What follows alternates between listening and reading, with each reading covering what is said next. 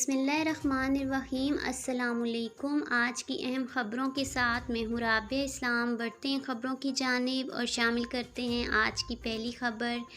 Pakistan Tehreek Insaf P T I کے chairman Imran Khan کے خلاف تحریک عدم اعتماد کامیاب ہونے کے بعد مسلم لیگ نون کے صدر شہباز شریف نے وزارت عظمیٰ کا حلف اٹھانے کی تیاریاں شروع کر دی ہیں۔ نئے وزیر اعظم کی حلف برداری کے لیے ایوان صدر میں بھی انتظامات مکمل کر لیے گئے ہیں۔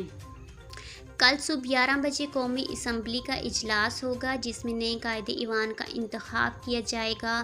اب تک شہباز شریف اور شاہ محمود قریشی کی جانب سے وزارت عظمیٰ کے لیے کاغذات جمع کرائے گئے ہیں۔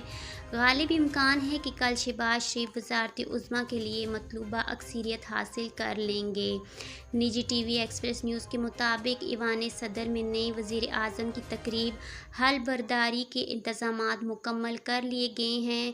افطاری کے بعد رات کو 8 بجے صدر مملکت عارف علوی نئے وزیر اعظم سے حلف لیں گے۔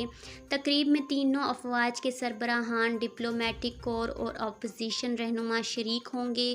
مسلم لیگ نون کی نائب صدر مریم نواز بھی تقریب میں شرکت کریں گی۔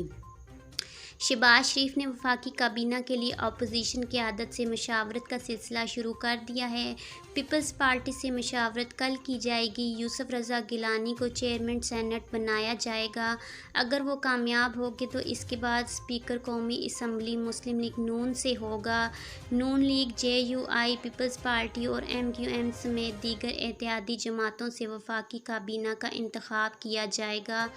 آج کے خبرنامے میں بس اتنا ہی۔ مجھے دیجیے اجازت۔ اللہ حافظ۔